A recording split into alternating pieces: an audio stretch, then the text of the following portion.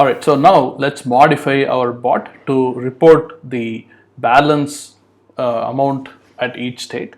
So let's go to the start state, and you know that if you were to click on what is my balance, it's just going to say you haven't added any money, please begin by adding a quarter, right? So now let's go to state 25. We don't go to state 0 yet in this flow diagram, so we don't have to worry about it. Now I'm going to add an intent, and I'm just going to select what is my balance, just like I did for the previous type.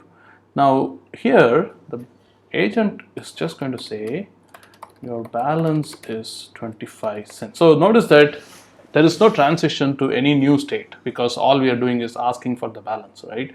So it's just going to come back with what is your balance is 25 cents. It's just going to give you a response and not do any page transitions. Let's save that.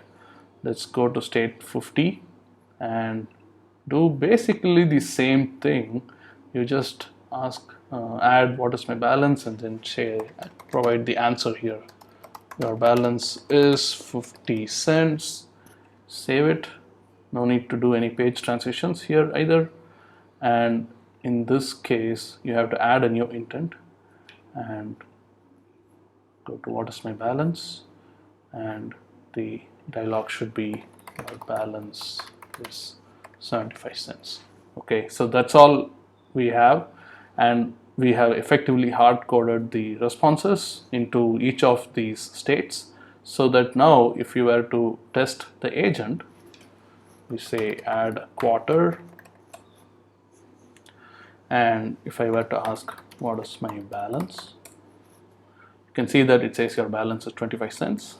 Then you add a quarter again. What is my balance? You can see that it says your balance is 50 cents. Add a quarter. What is my balance? And you can see that it says your balance is 75 cents. So this is how you are going to modify the bot so that it reports the balance that the vending machine has at each state.